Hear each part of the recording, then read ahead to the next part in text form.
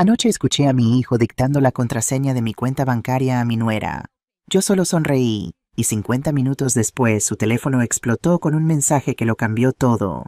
Pero déjame contarte cómo llegué a ese momento.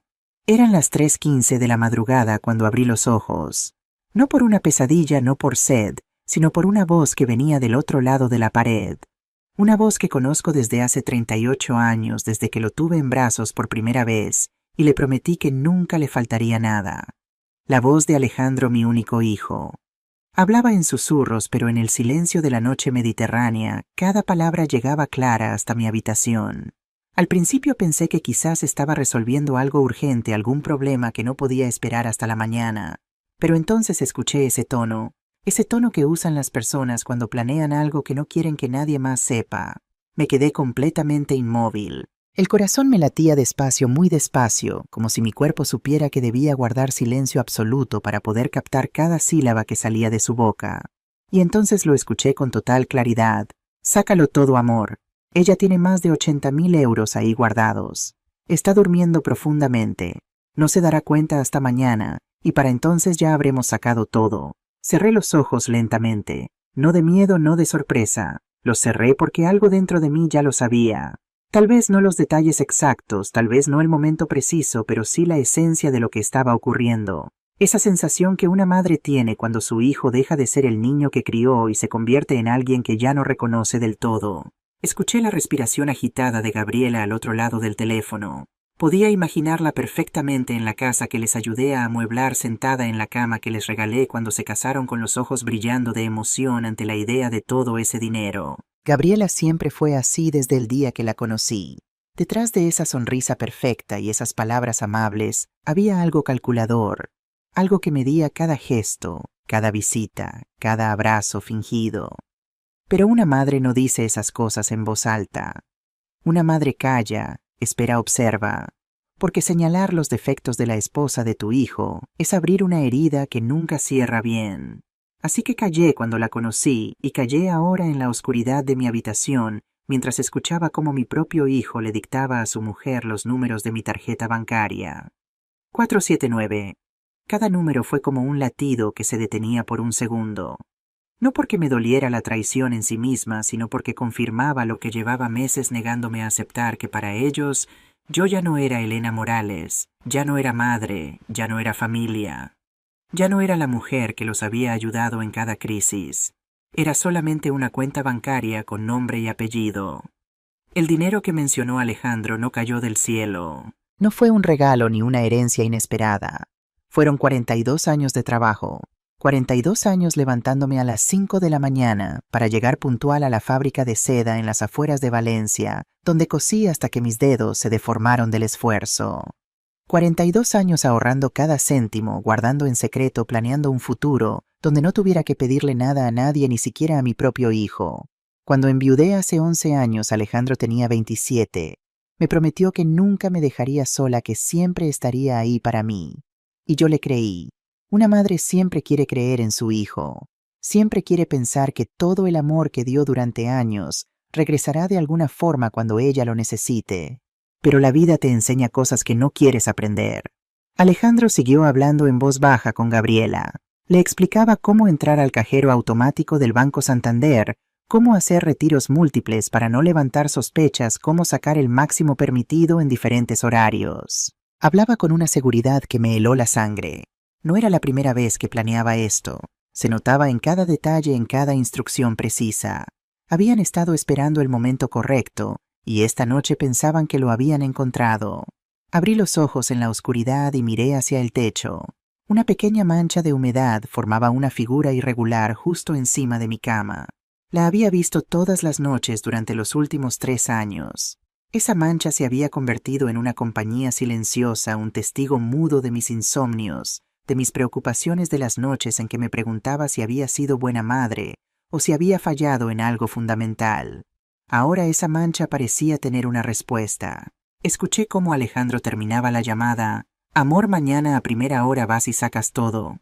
Yo me quedo aquí para que no sospeche nada. Actuamos normal como siempre. Como siempre. Esas 2 palabras resonaron en mi cabeza más fuerte que todo lo demás. Como siempre. ¿Cuántas veces habían actuado normal frente a mí mientras por dentro planeaban esto? ¿Cuántas veces me habían sonreído mientras pensaban en mi dinero? ¿Cuántas veces habían fingido preocupación por mi salud cuando en realidad solo querían asegurarse de que yo seguía viva y con acceso a mi cuenta?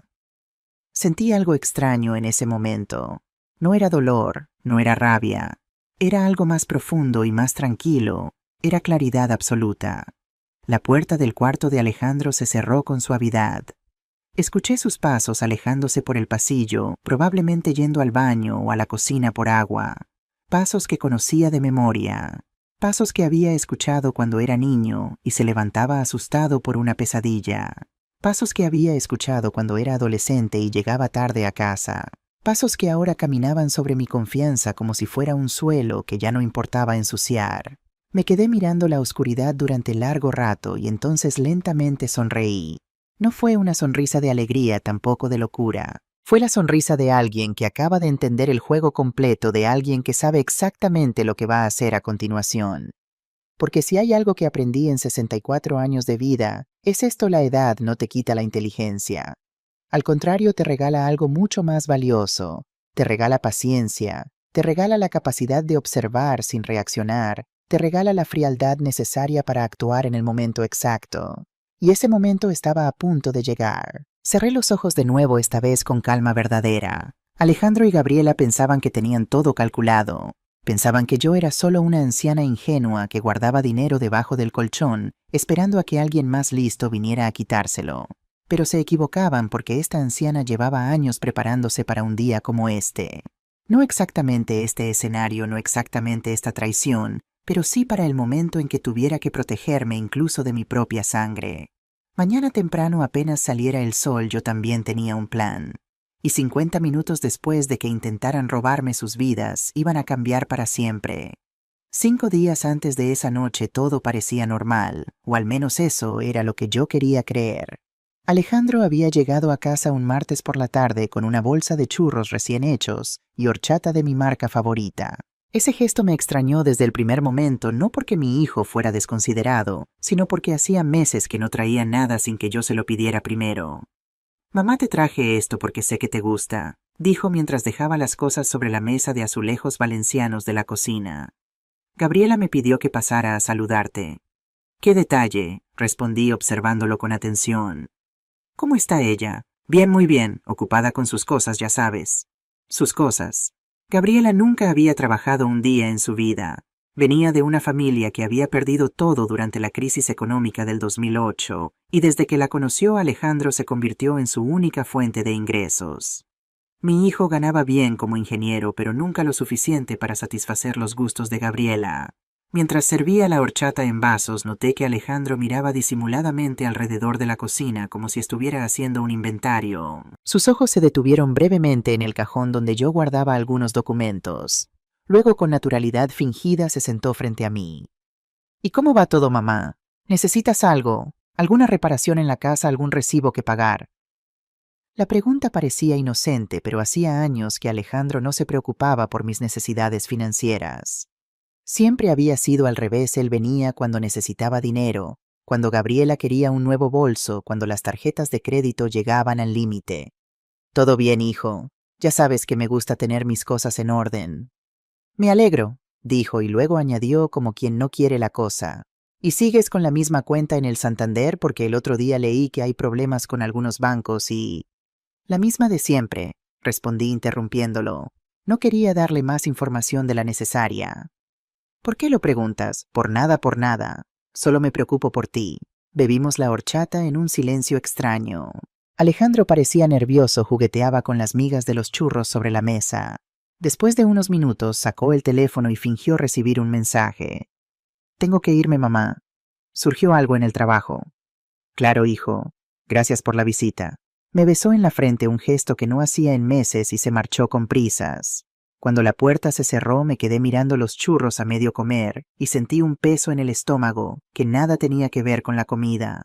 Esa no fue la única señal. Al día siguiente, Gabriela llamó para invitarme a cenar a su casa, algo que no ocurría desde Navidad. Durante la cena, mientras Alejandro preparaba el postre en la cocina, ella se sentó muy cerca de mí en el sofá. Elena, he estado pensando. Tú vives sola en esa casa tan grande. ¿No te da miedo Valencia ya no es lo que era, hay tantos robos? La miré a los ojos, esos ojos color miel que podían ser cálidos cuando quería algo y fríos cuando ya lo había conseguido. Llevo viviendo sola 11 años, Gabriela, y la casa no es tan grande. Pero con tu edad, Dios mío, no me malinterpretes, estás estupenda, pero... ¿Y si te caes? ¿Y si te pasa algo y nadie se entera? Tengo a Carmen al lado. Nos vemos todos los días. Carmen, tu vecina, pero ella es casi tan mayor como tú. Lo que necesitas es alguien joven, alguien de confianza que te ayude con las cosas del banco, las facturas, los papeles. Todo eso puede ser complicado. Lo he manejado bastante bien hasta ahora, respondí con una sonrisa que no llegaba a mis ojos. Estaba pensando, continuó ella bajando la voz como si me fuera a revelar un secreto maravilloso. ¿Y si vendes tu casa, el mercado inmobiliario está subiendo especialmente en Ruzafa? Con ese dinero podrías comprar algo pequeñito más fácil de mantener y el resto, bueno, podríamos ayudarte a invertirlo. En ese momento regresó Alejandro con un flan casero que olía a canela. La conversación cambió inmediatamente, pero la semilla ya estaba plantada. No era la primera vez que insinuaban que debería vender la casa. Una casa que había comprado con el esfuerzo de toda una vida, la casa donde nació y creció Alejandro, la casa donde mi marido Manuel y yo habíamos sido felices hasta que el cáncer se lo llevó demasiado pronto. En los días siguientes las señales continuaron. Alejandro pasó casualmente cuando yo regresaba del banco y se ofreció a ayudarme con las bolsas. Gabriela me envió enlaces sobre residencias para mayores de lujo, con la excusa de que una tía suya estaba considerando mudarse a una. Pero la señal más clara llegó la tarde anterior a la noche en que los escuché. Estaba limpiando el mueble del salón cuando encontré un papel doblado que no recordaba haber visto antes. Era una fotocopia de mi DNI. Yo nunca dejaba copias de mis documentos por ahí. Siempre los guardaba en una carpeta bajo llave en mi habitación. Alguien había entrado en mis cosas. Alguien había copiado mi identificación. Y ahora, horas después, mientras el amanecer comenzaba a filtrarse por las cortinas de mi habitación, todas las piezas encajaban. No era paranoia, no eran imaginaciones de una mujer mayor. Era un plan cuidadosamente orquestado para quedarse con el fruto de mis 42 años de trabajo. Me levanté despacio, sintiendo cada uno de mis 64 años en las articulaciones. Me puse las zapatillas y caminé silenciosamente hasta la cocina. Puse agua para un café y miré por la ventana el patio interior con sus macetas de geranios rojos que Manuel había plantado hace tantos años. ¿Cómo habíamos llegado a esto? ¿En qué momento mi hijo, ese niño que consolé cuando se raspaba las rodillas, ese adolescente al que ayudé con las matemáticas, ese joven al que pagué la universidad completa, se había convertido en alguien capaz de robar a su propia madre? La respuesta se formó en mi mente con claridad dolorosa. Alejandro siempre había sido débil. Débil ante las tentaciones, débil ante la presión, débil ante las personas fuertes que lo manipulaban. Primero fueron sus amigos en la adolescencia, luego algunas novias que lo utilizaban y ahora era Gabriela quien tiraba de sus hilos. No era que mi hijo fuera malvado, era que nunca había aprendido a decir no, y ahora estaba atrapado entre su lealtad hacia mí y su miedo a decepcionar a su esposa. El café comenzó a hervir sacándome de mis pensamientos. Lo serví en mi taza favorita, una con motivos de las fallas que Manuel me regaló en nuestro 20º aniversario. Soplé suavemente la superficie humeante y pensé en lo que debía hacer a continuación. Mientras bebía mi café, escuché movimiento en la habitación de Alejandro. Pronto saldría, fingiría sorpresa al verme despierta tan temprano, me besaría en la mejilla y se marcharía a trabajar. Pero yo sabía que no iría a la oficina. Esperaría a que Gabriela le confirmara que había vaciado mi cuenta. Tenía que entender mejor lo que estaban planeando. ¿Por qué ahora? ¿Por qué de esta manera tan desesperada? La respuesta llegó cuando recordé una conversación que escuché por casualidad hace 3 semanas durante una visita a su casa. Había ido al baño y al regresar me detuve en el pasillo al oír voces alteradas desde el despacho de Alejandro. La puerta estaba entreabierta.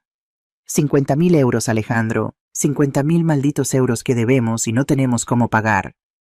Era la voz de Gabriela tensa como una cuerda a punto de romperse. Lo sé. Estoy buscando soluciones. Soluciones. Han pasado 2 meses desde que perdiste el trabajo y no has encontrado nada. Nada. Y mientras tanto las deudas siguen creciendo. Perdido el trabajo, Alejandro no me había dicho nada. Cada mañana salía vestido con traje y corbata como si fuera a la oficina de ingeniería donde trabajaba desde hacía 10 años. Encontraré algo pronto, te lo prometo. Pronto el banco no espera, el casino no espera. Casino, la palabra me heló la sangre. Manuel, mi difunto esposo, había tenido problemas con el juego en los primeros años de nuestro matrimonio. Nos llevó al borde de la ruina antes de buscar ayuda. ¿Era posible que Alejandro hubiera heredado esa debilidad? Gabriela, por favor, nada. ¿Sabes qué pasará si no pagamos? Perderemos la casa, los coches, todo. ¿Quieres vivir en la calle? ¿Quieres que yo viva en la calle? Hubo un silencio largo y luego la voz de Gabriela, más calmada pero más fría. Tu madre tiene dinero, mucho dinero. No vamos a pedirle a mi madre, ya le debemos demasiado. No estoy hablando de pedirle. Otro silencio más pesado que el anterior. No, eso no. La voz de Alejandro sonaba débil, sin convicción. No, ¿y qué propones entonces? ¿Vender un riñón? Tu madre tiene casi 65 años, vive sola en una casa grande y tiene una cuenta con más de 80,000 euros que no toca nunca. ¿Para qué los quiere? ¿Para llevárselos a la tumba? Es su dinero, Gaby. Lo ganó trabajando toda su vida. Y tú eres su único hijo, su heredero. Solo estamos adelantando la herencia. No pude escuchar más. Me alejé en silencio, fingí entrar de nuevo desde el pasillo, haciendo ruido, y la conversación dentro del despacho se detuvo inmediatamente. Pasé el resto de la visita como si nada, pero algo se había roto dentro de mí. Ahora, 3 semanas después, todo tenía sentido. Las visitas repentinas, los regalos inesperados, las preguntas sobre el banco. Todo era parte de un plan. Un plan nacido de la desesperación, sí, pero un plan para robarme al fin y al cabo. Mi hijo había perdido su trabajo. Mi hijo tenía deudas de juego. Mi hijo estaba a punto de perderlo todo. Y en lugar de venir a mí y decirme la verdad, en lugar de pedirme ayuda como tantas otras veces en su vida, había elegido el camino de la traición. El sonido de la puerta de su habitación abriéndose me devolvió al presente. Me apresuré a adoptar una expresión neutral. Alejandro apareció en la cocina ya vestido con su traje gris. Se sorprendió visiblemente al verme. «Mamá, ¿qué haces despierta tan temprano?» «El dolor en las rodillas», mentí con facilidad. «Ya sabes cómo es a mi edad». Se acercó y me besó mecánicamente en la mejilla. Olía a esa colonia cara que Gabriela le había regalado por su cumpleaños, una colonia que costaba más de lo que yo gastaba en comida en un mes. «¿Quieres café?», ofrecí. No tengo tiempo. Tengo una reunión importante. Una reunión que no existía. Un trabajo al que no iría. Una vida construida sobre mentiras cada vez más grandes. Que tengas un buen día, hijo. Me miró brevemente a los ojos y algo, culpa-vergüenza, cruzó su mirada. Tú también, mamá. Te quiero. Las palabras sonaron huecas como monedas falsas cayendo sobre mármol. Quería creerle. Una parte de mí, la parte que lo había llevado en el vientre durante 9 meses, la parte que lo había visto dar sus primeros pasos, quería desesperadamente creerle. Pero ya no podía. Y yo a ti, Alejandro. Eso al menos seguía siendo verdad. Lo amaba. Con un amor que dolía, con un amor que ya no podía protegerlo de las consecuencias de sus acciones. Cuando la puerta principal se cerró tras él, me quedé sentada un momento procesando todo. Luego, con una determinación que no sentía desde que Manuel enfermó, me levanté y fui a mi habitación. Del cajón de mi mesita de noche saqué un teléfono móvil, uno básico que Alejandro me había regalado, por si tenía una emergencia. Ahora tenía una emergencia, pero no era el tipo que él había imaginado. Busqué entre los pocos contactos hasta encontrar el nombre de Carmen. Ella respondió al segundo timbrazo, su voz aún ronca por el sueño. «Elena, ¿estás bien?» «Necesito verte, Carmen. Es urgente». Hubo un breve silencio y luego su voz, ahora completamente despierta. «Estaré ahí en 10 minutos». Carmen Ortiz había sido mi vecina durante más de 30 años. Vivíamos puerta con puerta en el mismo rellano y tras la muerte de Manuel se convirtió en mucho más que una vecina. Era mi confidente, mi amiga, la hermana que nunca tuve. Viuda como yo, Carmen entendía el peso del silencio en una casa vacía, el dolor de las fechas señaladas, la mezcla de orgullo y soledad que viene con la independencia forzada. Pero más importante aún, Carmen conocía a la gente. Antes de jubilarse había trabajado como secretaria en un bufete de abogados y tenía un sexto sentido para detectar mentiras y malas intenciones. Nunca le había gustado Gabriela. Tiene ojos de zorra, me dijo una vez después de conocerla. Y no de las listas, sino de las peligrosas. Exactamente 9 minutos después de mi llamada sonó el timbre. Carmen estaba en la puerta con una bandeja de magdalenas caseras y una expresión de preocupación genuina. ¿Qué pasa, Elena? Tienes cara de haber visto un fantasma. La invité a pasar y nos sentamos en la cocina.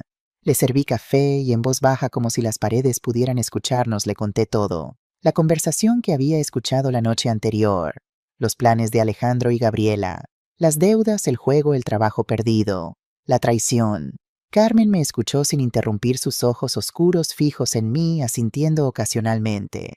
Cuando terminé, dejó su taza con cuidado sobre la mesa y tomó mis manos entre las suyas.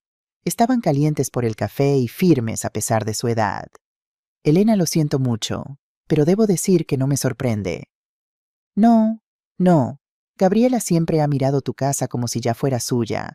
Y en cuanto a Alejandro, es un buen chico en el fondo, pero siempre ha sido débil, como un junco que se dobla con cualquier viento. Sus palabras, aunque duras, confirmaban mis propios pensamientos. Carmen siempre había sido así, directa, sin adornos, pero con un corazón de oro bajo esa corteza. ¿Qué voy a hacer, Carmen? Es mi hijo, mi único hijo. Y por eso mismo debes hacer lo que sea necesario, no para castigarlo, sino para salvarlo. ¿Salvarlo? Elena, piénsalo. Si hoy les permites robarte 80.000 euros, ¿qué les impedirá volver por más? ¿Qué les enseñará sobre las consecuencias de sus actos? Estarás alimentando un monstruo que eventualmente los devorará a ellos también. Me quedé en silencio procesando sus palabras. Tenía razón, por supuesto. Si cedía ahora, si les permitía salirse con la suya, no estaría ayudando a Alejandro. Solo estaría posponiendo una lección que tarde o temprano tendría que aprender. ¿Y qué sugieres? Los ojos de Carmen brillaron con una mezcla de compasión y determinación. Mi hijo Mateo trabaja en el Banco Santander. Mateo, el que estudió económicas, el mismo, es subdirector de la sucursal en la calle Colón. Puede ayudarte a proteger tu dinero y tal vez a darle a tu hijo la lección que necesita. Mateo Vega. Lo recordaba como un niño tímido y estudioso que siempre llevaba libros bajo el brazo. Ahora era un hombre de unos 35 años, casado con 2 hijos pequeños. Lo veía ocasionalmente cuando visitaba a su madre, siempre educado, siempre respetuoso. No quiero molestarle con mis problemas familiares. Carmen hizo un gesto de impaciencia. No seas ridícula. Mateo te adora. Siempre dice que eres como su segunda madre, con todas esas tartas de manzana que le preparabas cuando estudiaba para los exámenes. Una sonrisa involuntaria se formó en mis labios al recordarlo. Mateo, con sus gafas demasiado grandes para su cara, estudiando en mi mesa de la cocina mientras Alejandro jugaba al fútbol en la calle. Además, continuó Carmen, esto no es solo un problema familiar. Es un delito. Acceso no autorizado a tus cuentas, intento de fraude. Mateo no solo puede ayudarte como el hijo de una amiga, sino como profesional bancario. Tenía razón otra vez. Esto iba más allá de una disputa familiar. Si Alejandro y Gabriela tenían éxito, estarían cometiendo un delito contra mí. Un delito que en mi corazón ya habían cometido al planificarlo con tanto detalle. De acuerdo, dije finalmente. Llamemos a Mateo. Carmen sonrió, sacó su teléfono y marcó el número de su hijo. Después de una breve explicación, me pasó el aparato. Elena, soy Mateo. Mi madre me ha contado algo, pero preferiría que me explicaras tú misma la situación. Su voz era calmada, profesional, pero cálida. Le conté lo esencial, tratando de mantener la compostura, de no sonar como una madre paranoica o una anciana confundida. Cuando terminé, hubo un breve silencio al otro lado de la línea. Elena, lamento mucho que estés pasando por esto. Desafortunadamente, el abuso financiero a personas mayores es más común de lo que pensamos, incluso dentro de las familias. Pero hay algo que podemos hacer. ¿Qué exactamente?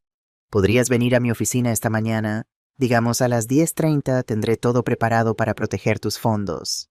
¿Y Elena? Sí, trae tu DNI y cualquier documentación bancaria que tengas. Y si es posible, no le digas a nadie dónde vas. Entendido. Una cosa más, si realmente quieres darle una lección a tu hijo y a su esposa, podríamos hacer algo más que simplemente proteger tu dinero. ¿A qué te refieres? Te lo explicaré cuando nos veamos. Pero piensa en esto: a veces la mejor forma de ayudar a alguien a entender el valor del dinero Es permitirle experimentar las consecuencias de intentar obtenerlo de manera deshonesta. Después de colgar, miré a Carmen, que me observaba con una mezcla de tristeza y determinación. ¿Estás segura de que quieres hacer esto, Elena? Una vez que empieces, no habrá vuelta atrás. Tu relación con Alejandro nunca será la misma. Pensé en mi hijo, en el niño que fue, en el hombre que era ahora. Pensé en todas las veces que lo había salvado de las consecuencias de sus acciones, todas las veces que había intervenido para suavizar su camino. ¿Y si ese había sido mi error? ¿Y si al protegerlo tanto solo había conseguido debilitarlo? Nuestra relación ya ha cambiado, Carmen. Anoche, cuando lo escuché planear cómo robarme algo, se rompió. Algo que no sé si podrá repararse. Carmen asintió comprendiendo. Entonces hagámoslo. Y hagámoslo bien. Me levanté con una nueva determinación. Por primera vez en muchos años sentí que estaba a punto de hacer algo verdaderamente difícil, pero verdaderamente necesario. No solo por mí, sino también por Alejandro. Porque a veces el amor más profundo no se demuestra cediendo, sino manteniéndose firme. Mientras me preparaba para salir, pensé en algo que Manuel solía decirme. El verdadero carácter de una persona no se revela cuando las cosas van bien, sino cuando todo se derrumba a su alrededor. Hoy iba a poner a prueba mi carácter, y sin saberlo Alejandro iba a poner a prueba el suyo.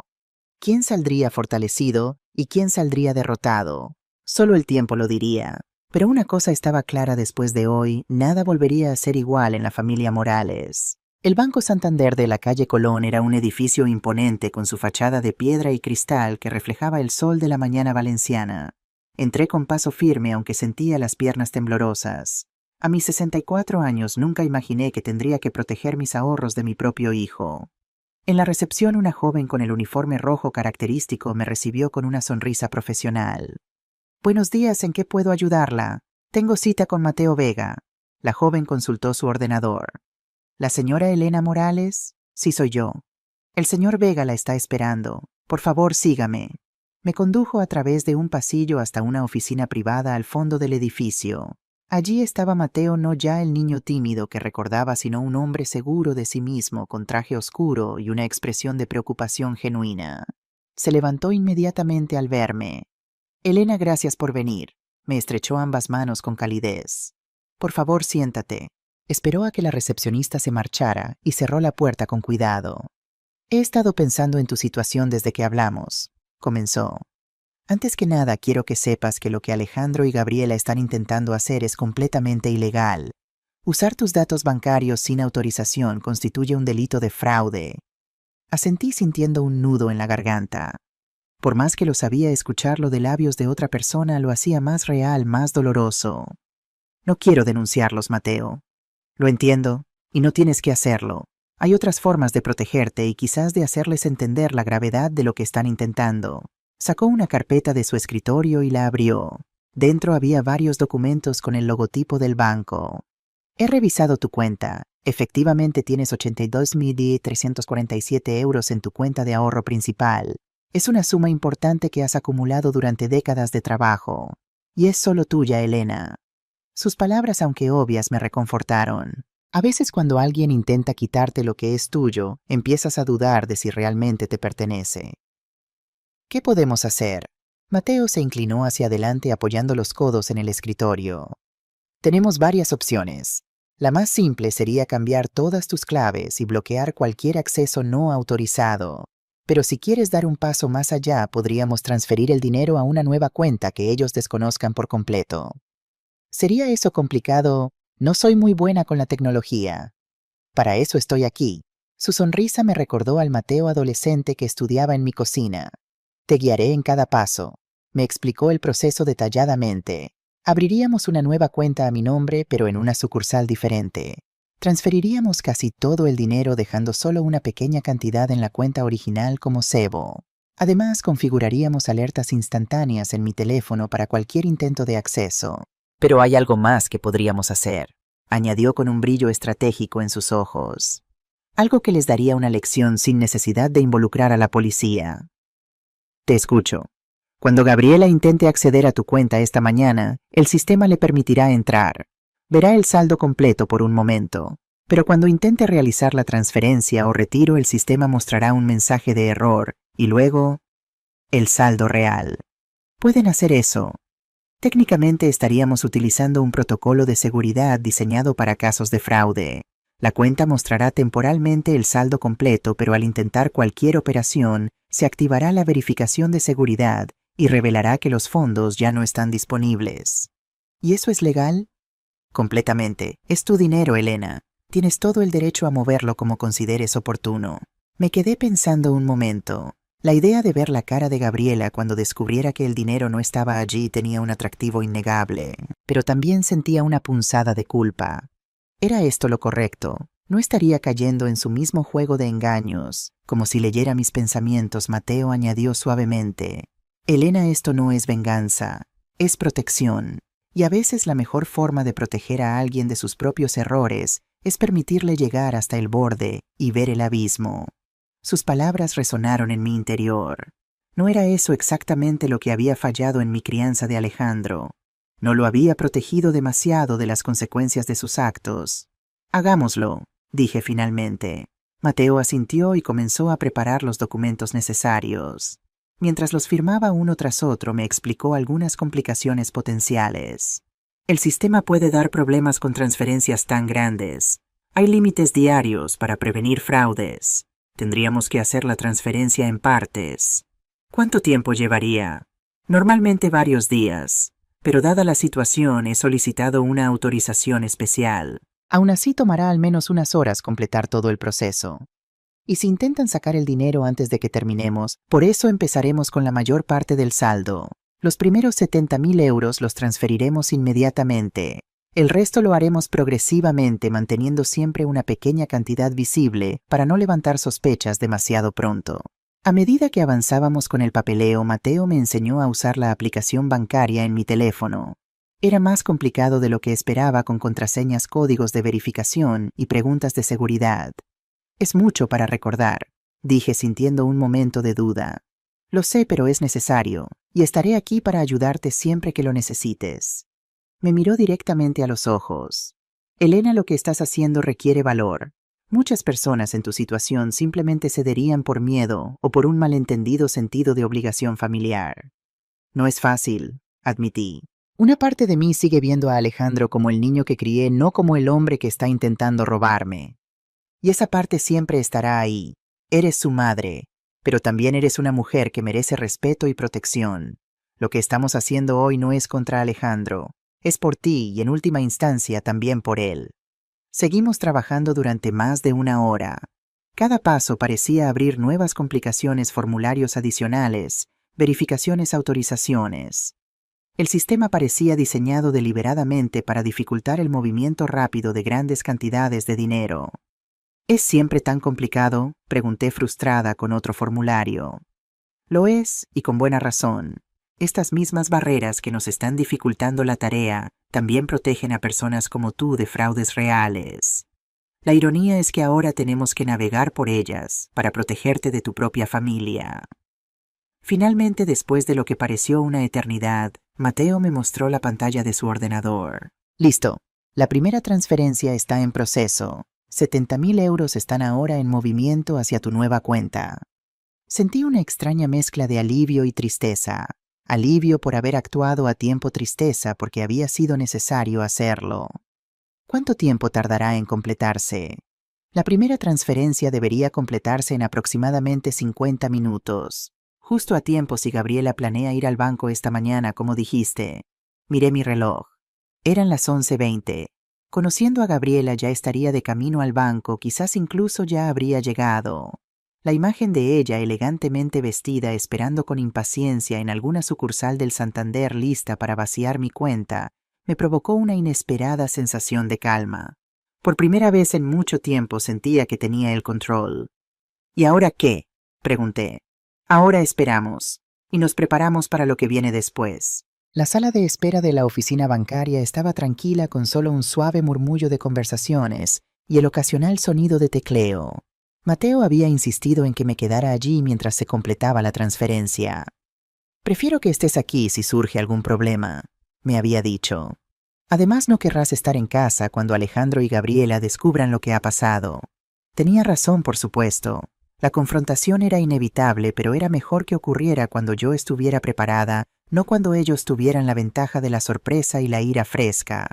Para pasar el tiempo, Mateo me trajo un café y algunos documentos sobre protección financiera para personas mayores. Lamentablemente tu caso no es único, explicó mientras hojeaba los folletos. El abuso financiero a mayores es uno de los delitos más infradenunciados, especialmente cuando los perpetradores son miembros de la familia. ¿Por qué? Vergüenza principalmente. Nadie quiere admitir que sus seres queridos intentan aprovecharse de ellos. Y luego está el miedo a quedarse solos, a perder lo poco de familia que les queda. Sus palabras tocaron una fibra sensible. Ese era exactamente mi temor, que al protegerme de Alejandro lo perdería para siempre. Valían 80.000 euros la relación con mi único hijo. Pero la pregunta estaba mal planteada. No se trataba del dinero. Se trataba de respeto, de confianza, de los valores fundamentales que definen una relación. Si Alejandro estaba dispuesto a traicionar mi confianza de esta manera, ¿qué tipo de relación nos quedaba realmente? Hay algo más que deberías saber, dijo Mateo, interrumpiendo mis pensamientos. Una vez que hagamos esto, ellos podrían tomar represalias. ¿Qué tipo de represalia? Depende de cuán desesperados estén. Podrían intentar presionarte emocionalmente, hacerte sentir culpable. Podrían amenazar con acciones legales, aunque no tendrían base para ello. O podrían intentar acceder a otros activos tuyos. ¿Te refieres a la casa? Exactamente. La propiedad inmobiliaria es a menudo el activo más valioso. Y si están dispuestos a intentar vaciar tu cuenta bancaria, es posible que también intenten quedarse con tu casa. Un escalofrío me recorrió la espalda. La casa en el barrio de Ruzafa no solo representaba mi seguridad financiera, era mi hogar lleno de recuerdos de una vida compartida con Manuel, de la infancia de Alejandro, de momentos que definían quién era yo. ¿Qué puedo hacer para protegerla?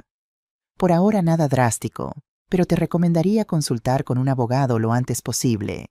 Mi oficina tiene contactos con especialistas en derecho de mayores. Puedo recomendarte algunos. Asentí, sintiendo que la situación se volvía cada vez más compleja, cada vez más seria. Lo que había comenzado como una simple protección de mis ahorros estaba evolucionando hacia algo más grande, una redefinición completa de mi vida y mis relaciones. El teléfono de Mateo sonó, interrumpiendo nuestra conversación. Respondió y escuchó brevemente, su expresión profesional transformándose en una sonrisa contenida. Gracias por la información. Manténgame informado. Colgó y me miró. Era mi compañero de la sucursal de Ruzafa. Gabriela acaba de llegar allí. Mi corazón dio un vuelco. Va a intentarlo ahora. Eso parece. Ha pedido hablar con un asesor privado diciendo que necesita realizar una transferencia importante. Pero ¿cómo no tiene mi autorización? Según mi compañero, ha presentado una autorización con tu firma. Mateo hizo una pausa significativa. Una firma que supongo no es la tuya. La falsificación. Otro delito más a la lista. Me pregunté en qué momento mi hijo y su esposa habían cruzado esa línea, en qué momento habían decidido que las leyes y la ética no se aplicaban a ellos cuando se trataba de conseguir lo que querían. ¿Y ahora qué pasará? La dejarán proceder hasta cierto punto. Verá el saldo inicial, creerá que todo va bien. Pero cuando intente realizar la transferencia... Mateo dejó la frase sin terminar, con una expresión que mezclaba profesionalidad y algo parecido a la satisfacción. Los siguientes 20 minutos fueron los más largos de mi vida. Esperamos en silencio, yo revisando distraídamente los folletos sin realmente leerlos. Mateo trabajando en su ordenador, pero claramente pendiente del teléfono. Cuando finalmente sonó, ambos dimos un respingo. Mateo Vega, respondió con tono profesional. Escuchó durante un largo minuto, ocasionalmente asintiendo. Entiendo, sí, era de esperar. Manténme informado si hay algún desarrollo más. Colgó y me miró directamente. Acaba de suceder. Gabriela intentó transferir 75.000 euros a una cuenta a nombre de Alejandro. El sistema mostró el mensaje de error y luego reveló el saldo real: 9.347 euros. ¿Y cómo reaccionó? Según mi compañero, primero pensó que era un error del sistema. Insistió, intentó otra vez. Cuando el asesor le confirmó que efectivamente esos eran los fondos disponibles, comenzó a alterarse. Exigió hablar con el director, alegando que había algún tipo de fraude. Cuando le preguntaron exactamente qué relación tenía contigo y cómo había obtenido la autorización, de repente recordó que tenía una cita urgente y se marchó. Una mezcla de emociones me invadió: alivio de que el plan hubiera funcionado, tristeza por la situación y sorprendentemente una chispa de algo parecido a la satisfacción. No era orgullo por haber ganado, sino la tranquila certeza de haber hecho lo correcto, de haberme defendido cuando era necesario. ¿Qué crees que harán ahora?, pregunté. Llamará inmediatamente a Alejandro, le contará lo sucedido, y luego casi con toda seguridad irán directamente a tu casa. Para confrontarme, para exigir explicaciones, sí, y posiblemente para intentar presionarte. Me enderecé en la silla sintiendo una determinación que no había experimentado en años. Pues entonces debo estar preparada para recibirlos. Mateo me miró con una mezcla de preocupación y admiración. Elena, no tienes que enfrentarte a esto sola.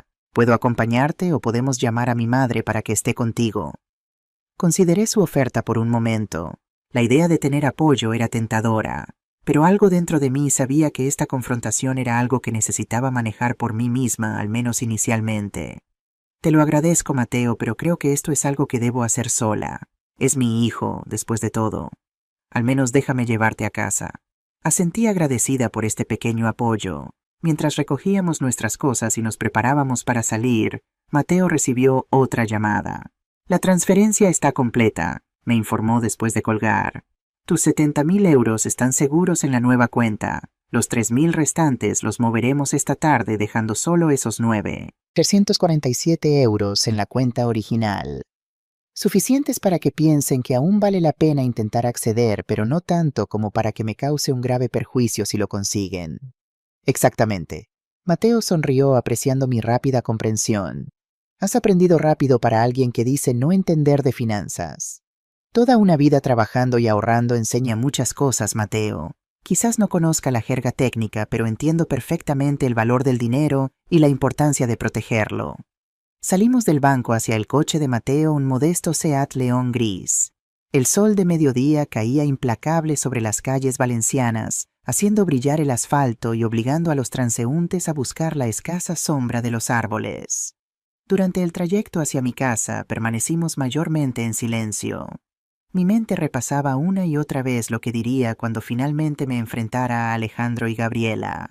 ¿Debería mostrar enojo, decepción, tristeza o simplemente una fría determinación? ¿Cómo te sientes?, preguntó Mateo finalmente mientras nos acercábamos a mi calle. Extrañamente tranquila, respondí sorprendida por mi propia serenidad, como si hubiera estado preparándome para este momento toda mi vida sin saberlo. El coraje a veces es así, no siempre se manifiesta como una explosión de adrenalina. A veces es una calma absoluta, una certeza profunda de que estás haciendo lo correcto. Cuando llegamos frente a mi edificio, vi que el coche de Alejandro ya estaba aparcado allí. Mi corazón dio un vuelco, pero mi resolución no flaqueó. ¿Estás segura de que no quieres que te acompañe?, preguntó Mateo una última vez. Segura, pero gracias por todo, Mateo. No sé cómo habría enfrentado esto sin tu ayuda. Llámame en cuanto termines de hablar con ellos. Y si en algún momento te sientes amenazada o incómoda, no dudes en llamar también a mi madre. Está a solo unos pasos. Asentí, tomé aire y salí del coche. Con cada paso hacia la puerta del edificio, sentía que estaba entrando en una nueva etapa de mi vida. Una etapa donde ya no sería la madre sacrificada que siempre cedía, siempre perdonaba, siempre se hacía a un lado. A partir de hoy sería simplemente Elena Morales, una mujer que se respetaba a sí misma lo suficiente como para defender lo que era suyo. Al entrar en el edificio, el conserje Miguel me saludó con su habitual sonrisa. Doña Elena, su hijo y su nuera llegaron hace unos 20 minutos. Parecían algo alterados. Les dije que usted había salido temprano, pero insistieron en esperarla arriba. Gracias, Miguel. ¿Cómo entraron si no tienen llave? La señora Carmen los dejó pasar. Dijo que ella estaría en casa por si la necesitaba. Miguel bajó la voz. ¿Está todo bien, doña Elena? ¿Lo estará, Miguel? Lo estará.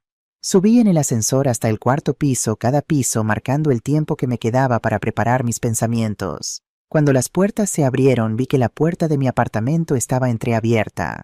Voces airadas llegaban desde dentro. Reconocí la voz aguda de Gabriela elevada en lo que parecía ser una acusación. Entré silenciosamente. Estaban en la sala de estar Alejandro caminando nerviosamente de un lado a otro, Gabriela sentada en el borde del sofá gesticulando con vehemencia. Ninguno de los dos notó mi presencia de inmediato. Te dije que debíamos actuar antes, estaba diciendo Gabriela. Ahora ha movido el dinero y estamos peor que antes. No entiendo cómo pudo saberlo, respondió Alejandro pasándose la mano por el pelo en un gesto de frustración que reconocí de su adolescencia. Nadie más sabía de nuestro plan. Alguien tuvo que decírselo, o tal vez te escuchó hablando conmigo anoche. Eso es imposible, estaba dormida. ¿Estás seguro? Porque claramente sabía lo que planeábamos. ¿De qué otra forma explicas que haya transferido casi todo el dinero justo esta mañana? Decidí que era momento de interrumpir. Tienes razón, Gabriela, os escuché anoche. Ambos se giraron sobresaltados. Gabriela se puso de pie inmediatamente como impulsada por un resorte. Alejandro se quedó congelado en medio de su ir y venir. «Mamá», dijo finalmente con una voz que intentaba sonar casual, pero temblaba ligeramente. «No te oímos entrar». Evidentemente, dejé mi bolso sobre la mesa del recibidor con deliberada calma. Al igual que vosotros pensasteis que yo no os oiría planeando cómo vaciar mi cuenta bancaria. Un silencio tenso llenó la habitación. Podía ver los engranajes girando en la mente de Alejandro, buscando una explicación, una excusa, una salida. Fue Gabriela quien habló primero. «No sé qué crees que escuchaste, Elena, pero obviamente ha habido un malentendido». «¿Un malentendido?», mantuve mi voz controlada, casi conversacional. «Es un malentendido que fuiste al banco esta mañana con una autorización falsificada intentando transferir 75.000 euros de mi cuenta». Sus ojos se abrieron de par en par, la sorpresa momentáneamente desplazando la arrogancia en su rostro. «¿Cómo? El banco me llamó, por supuesto. Soy cliente desde hace más de 40 años. Conocen mi firma. Saben que nunca autorizaría una transferencia de esa magnitud sin estar presente». Era una mentira, pero una necesaria. No quería implicar a Mateo directamente. «Mamá, podemos explicarlo», intervino Alejandro dando un paso hacia mí. Noté que evitaba mirarme a los ojos. «¿Explicar qué exactamente? ¿Cómo planeaste robarme mientras dormía? ¿Cómo falsificaste mi firma? ¿Cómo pretendías dejarme sin los ahorros de toda mi vida?» «No es así», su voz subió de volumen. «No íbamos a robarte solo íbamos a pedir prestado el dinero. Te lo habríamos devuelto». ¿Cómo tienes deudas de juego, Alejandro? Deudas que no puedes pagar ni con tu trabajo, que por cierto perdiste hace meses sin decírmelo. Su rostro palideció. ¿Cómo sabes lo del trabajo? Las paredes tienen oídos, hijo, y las madres tenemos ojos. Ojos que ven cuando nuestros hijos nos mienten, cuando fingen ir a trabajar cada mañana, cuando gastan dinero que no tienen. Gabriela se acercó, su postura cambiando de la defensiva a algo más agresivo. Ese dinero, de todos modos, será de Alejandro cuando mueras.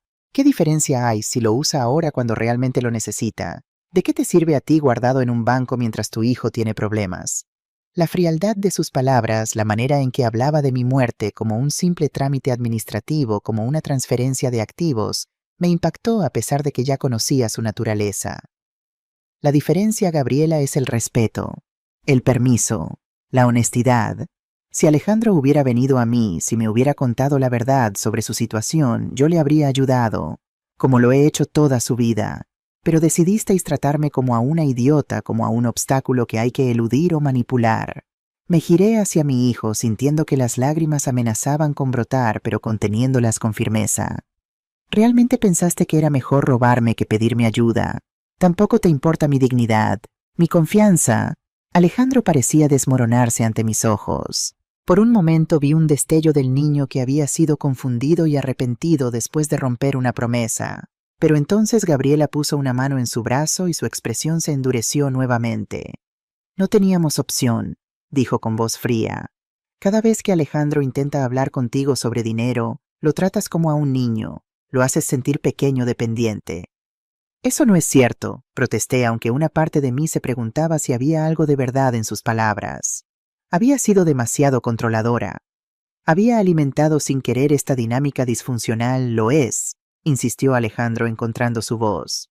«Siempre me has hecho sentir que tu ayuda viene con condiciones, con expectativas que nunca puedo cumplir. Y robarme era la solución. Esa es tu respuesta a sentirte incomprendido. Estamos desesperados». Su voz se quebró. «Debemos 50.000 euros. Si no pagamos pronto perderemos la casa.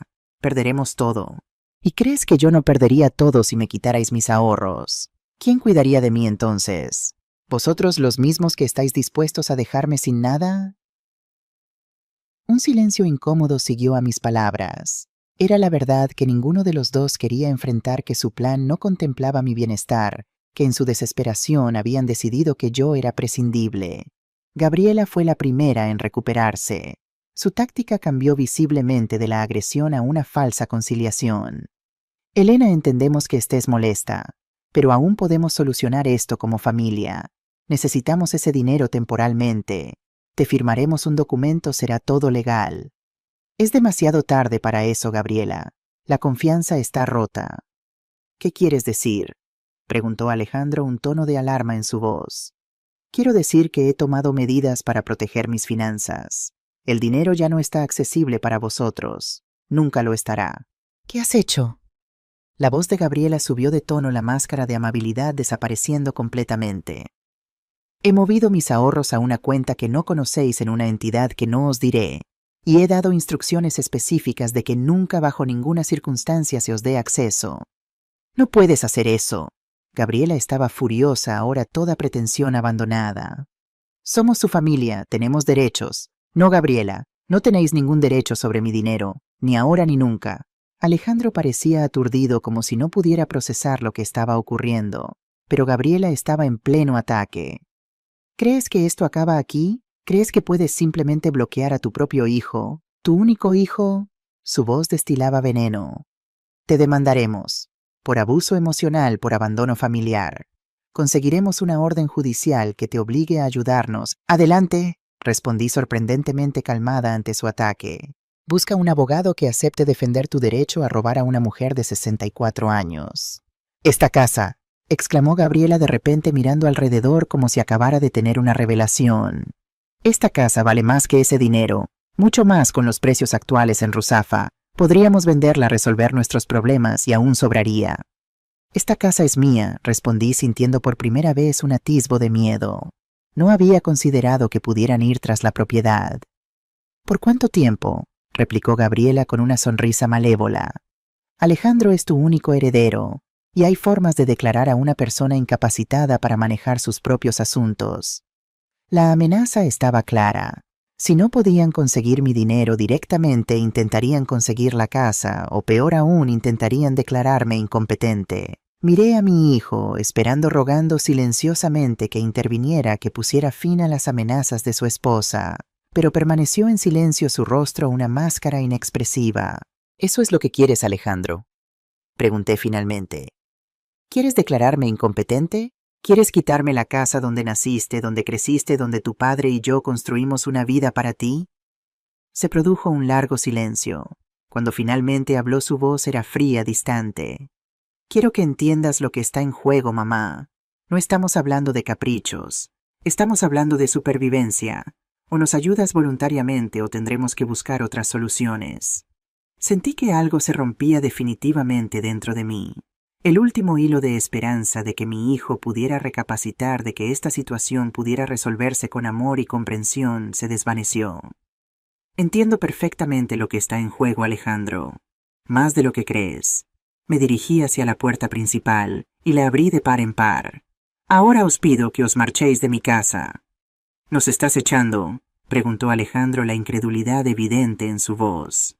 Sí. Y hasta que estéis dispuestos a hablar con honestidad y respeto, no sois bienvenidos aquí. Gabriela agarró su bolso y se dirigió hacia la puerta, lanzándome una mirada cargada de odio. Esto no ha terminado, vieja estúpida. Alejandro dudó un momento, una sombra de conflicto cruzando su rostro, pero finalmente siguió a su esposa sin decir palabra. Cuando la puerta se cerró tras ellos, me apoyé contra ella y dejé que las lágrimas fluyeran libremente. No eran lágrimas de debilidad o arrepentimiento, eran lágrimas de dolor por lo que había perdido, por el hijo que creía conocer y que se había transformado en un extraño ante mis ojos. Pero también eran lágrimas de liberación, porque por primera vez en décadas había actuado completamente en mi propio interés, había defendido mi dignidad sin disculpas ni concesiones. Y aunque el precio había sido alto, quizás el más alto que jamás había pagado, sabía en lo más profundo de mi ser que había hecho lo correcto. El silencio que siguió a su partida fue absoluto, casi palpable. Me quedé inmóvil junto a la puerta durante lo que parecieron horas, aunque probablemente solo fueron minutos. Cuando finalmente encontré la fuerza para moverme, mis piernas me llevaron automáticamente a la cocina donde puse agua para un té. Los rituales cotidianos, las pequeñas acciones automáticas se convirtieron en un ancla en medio de la tormenta emocional. Mientras esperaba que el agua hirviera, sonó el timbre. Por un momento temí que fueran ellos regresando quizás con nuevas amenazas o tácticas. Pero cuando miré por la mirilla, vi el rostro familiar de Carmen. «Te vi llegar hace un rato», dijo cuando abrí la puerta. Y luego los vi marcharse a ellos. No parecían contentos. La invité a pasar y volvimos juntas a la cocina. El agua ya hervía, así que preparé té para ambas. «¿Qué ha ocurrido?», preguntó aceptando la taza humeante. Le conté todo: la confrontación, las acusaciones, las amenazas. Mientras hablaba vi cómo la expresión de Carmen pasaba de la preocupación a la indignación y finalmente a una especie de resignación triste. «No son solo amenazas vacías, Elena», dijo cuando terminé mi relato. «Lo de la incapacitación es algo que he visto antes. Lucía Mendoza, ¿te acuerdas de ella? Vivía en el Sexto. Sus hijos la declararon incompetente después de que se negara a vender su casa para pagar las deudas de su hijo mayor. Contrataron a un psiquiatra que testificó que tenía principios de demencia. Un escalofrío me recorrió la espalda. ¿Pueden hacer eso realmente? ¿Sin pruebas? Con las pruebas adecuadas, sí. Y créeme, si Gabriela está decidida, encontrará a alguien dispuesto a proporcionar esas pruebas. El dinero compra muchas conciencias. ¿Qué pasó con Lucía? La internaron en una residencia, vendieron su casa, y ella murió 6 meses después, según dicen, de tristeza más que de cualquier enfermedad física. La historia me afectó profundamente. No porque temiera correr la misma suerte, me sentía perfectamente capaz y en mis cabales, sino porque me mostraba hasta dónde podían llegar las personas cuando la codicia nublaba su juicio moral. «Necesito hablar con un abogado», dije finalmente. «Mateo me dijo que te recomendaría a algunos». «Sí, pero quiero hacerlo ahora mismo. No puedo esperar». Carmen asintió, comprendiendo la urgencia. «Conozco a alguien, Francisca Luján. Trabajó en el bufete donde yo era secretaria. Está especializada en derecho de familia y protección de mayores. Si quieres la llamo ahora mismo». Asentí, agradecida por tener a Carmen a mi lado en estos momentos. Mientras ella hacía la llamada, intenté ordenar mis pensamientos. Necesitaba un plan no solo para protegerme legalmente, sino para rehacer mi vida. Porque una cosa estaba clara: después de lo ocurrido hoy, nada volvería a ser como antes. La relación con mi hijo, tal como la conocía, había terminado. Y aunque eso me partía el corazón, también me ofrecía una extraña y dolorosa libertad. «Francisca puede recibirnos hoy mismo», anunció Carmen al colgar. «A las 4, tiene el despacho en Gran Vía». «Gracias, Carmen. No sé qué haría sin ti». «Para eso están las amigas». Tomó un sorbo de té y me miró con seriedad. «Elena, ¿has considerado qué vas a hacer con la casa?» «¿A qué te refieres? Después de lo que ha pasado, después de las amenazas de Gabriela. ¿Crees que es seguro seguir viviendo aquí? Conocen tus rutinas, tienen llave y claramente están desesperados». No había considerado esa posibilidad. La idea de abandonar mi hogar me resultaba casi tan dolorosa como la traición de Alejandro. Pero Carmen tenía razón. Si estaban dispuestos a robarme, a falsificar mi firma, a amenazarme con declararme incompetente, ¿qué les impediría tomar medidas más drásticas? ¿Sugieres que me mude? Al menos temporalmente, hasta que las cosas se calmen, hasta que tengas protección legal adecuada. ¿Pero a dónde iría? Podrías quedarte conmigo por unos días, y luego quizás buscar un apartamento en otra zona, algo más pequeño, más fácil de mantener. La ironía no se me escapó. Era exactamente lo que Gabriela había sugerido, aunque con intenciones completamente diferentes. «Tendría que vender esta casa», murmuré, más para mí misma que para Carmen.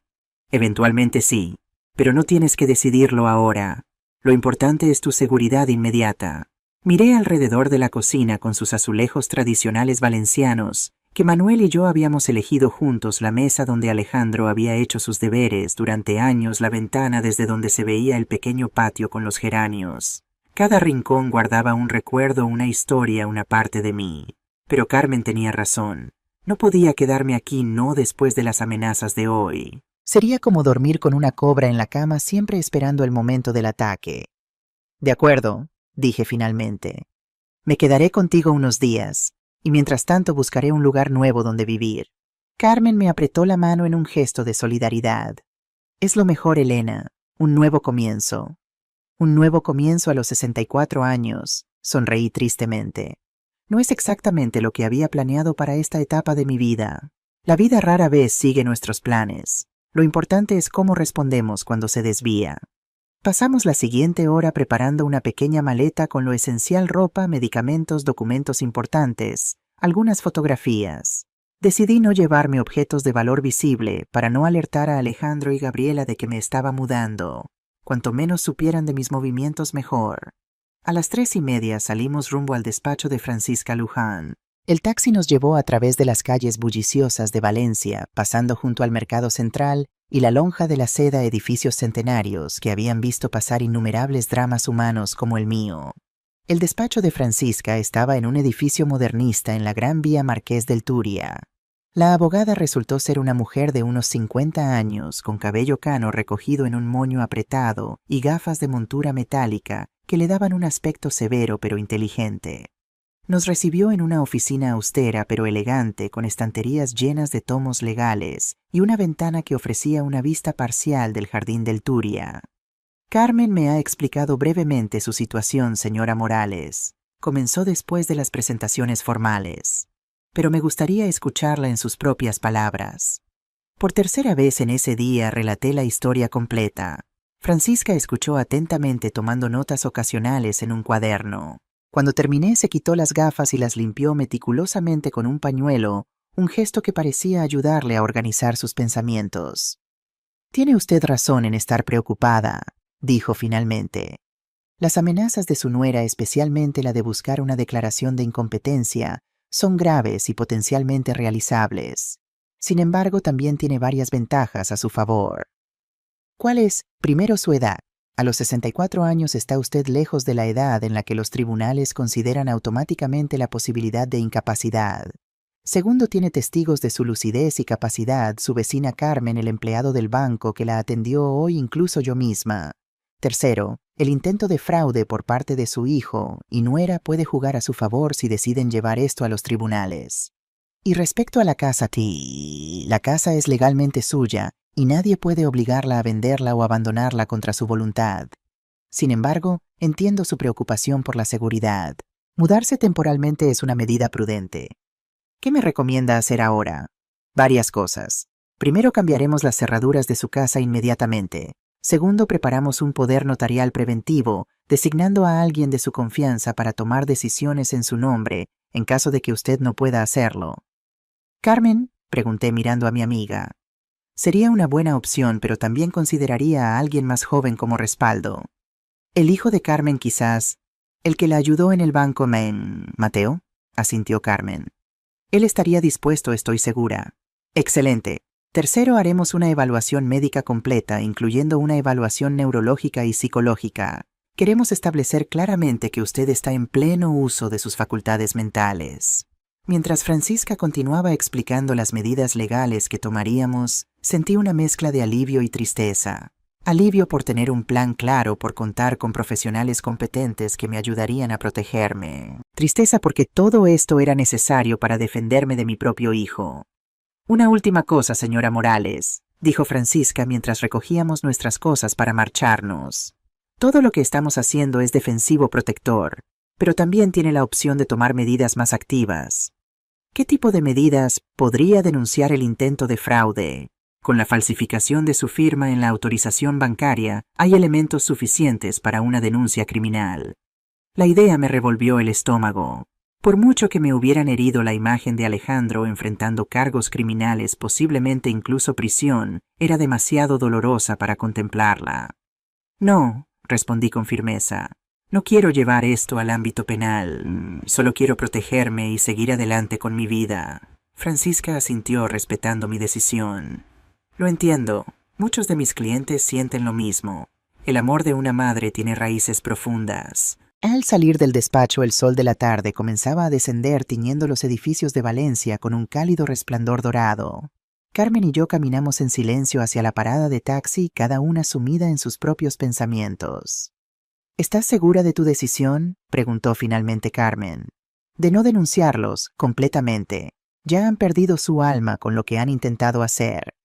No necesito ver cómo pierden también su libertad. Carmen me miró con una mezcla de admiración y preocupación. Eres demasiado buena, Elena.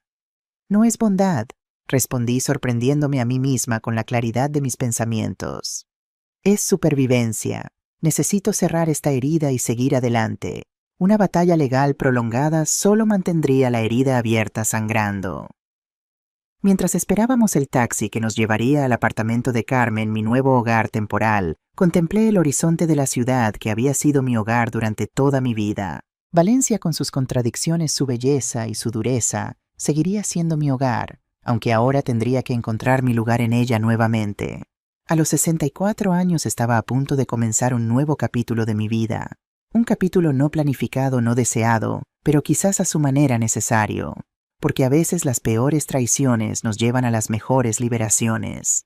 Y a veces perder lo que creíamos imprescindible nos abre la puerta a posibilidades que nunca habíamos considerado.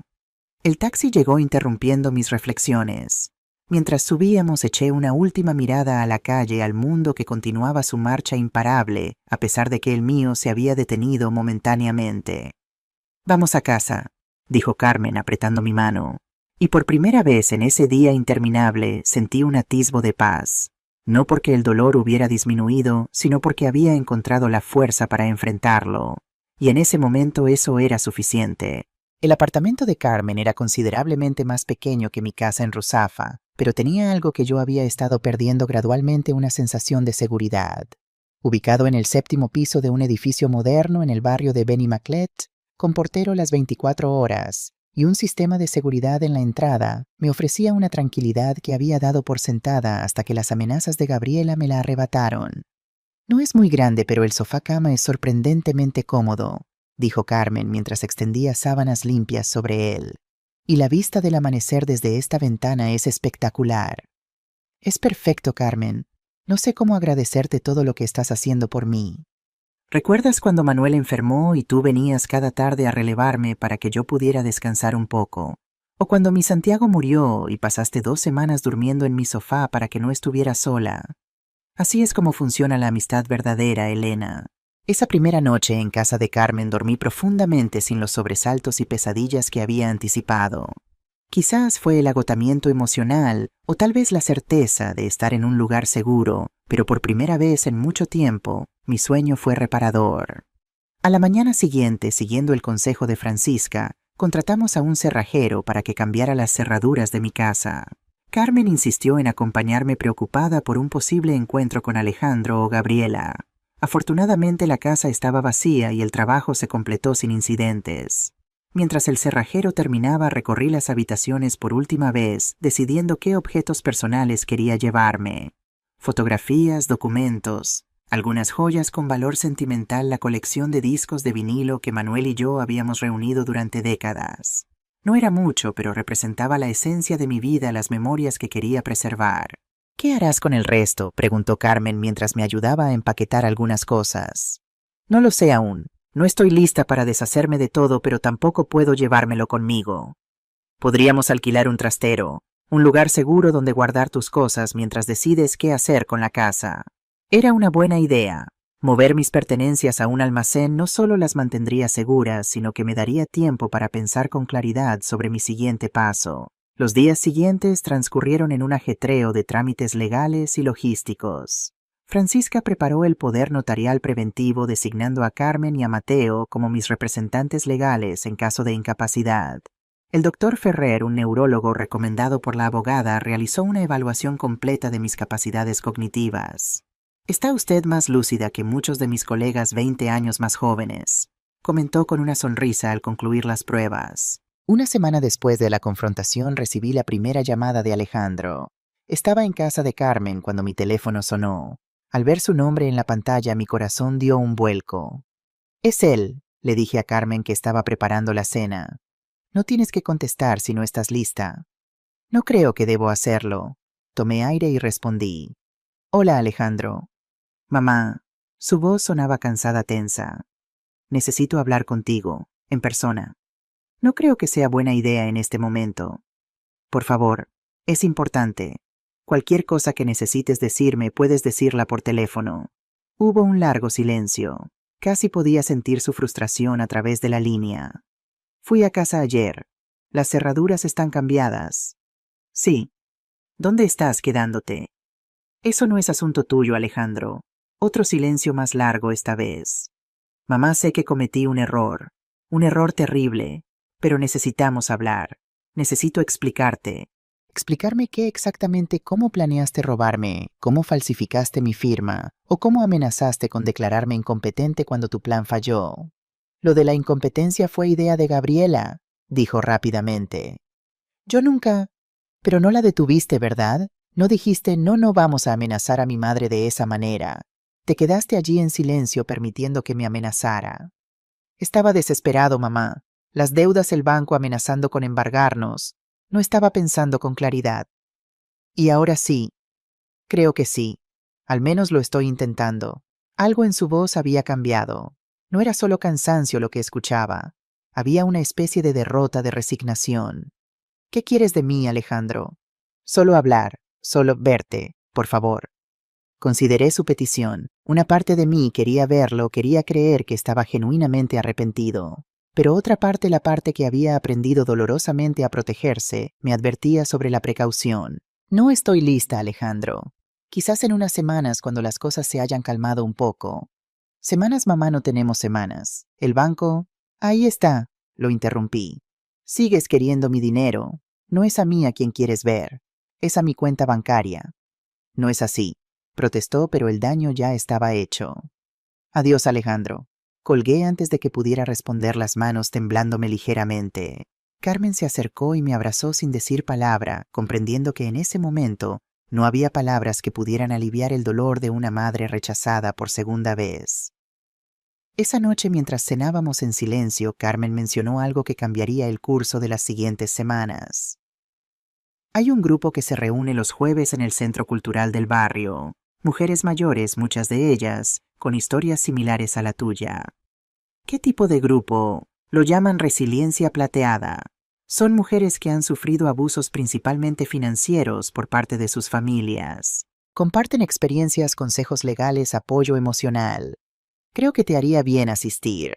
La idea de exponer mi situación a un grupo de desconocidas me resultaba incómoda. Mi generación había sido educada para mantener los problemas familiares dentro de casa, para no lavar los trapos sucios en público. No sé, Carmen, no me imagino contando mi historia a un grupo de extrañas. No serían extrañas por mucho tiempo, y a veces, Elena, las personas que menos conocemos son las que mejor pueden entendernos, precisamente porque no tienen prejuicios ni expectativas previas. Finalmente, más para complacer a Carmen que por convicción propia, acepté asistir a la próxima reunión.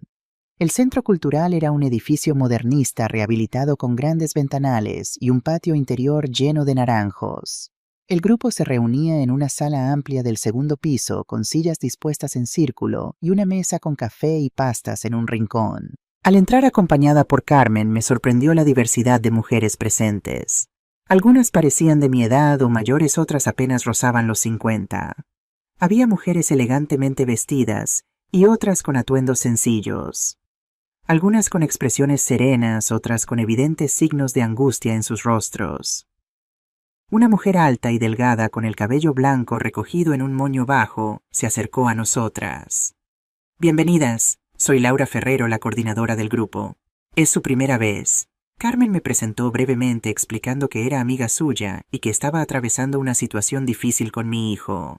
Estás en el lugar adecuado, Elena, dijo Laura con una sonrisa cálida.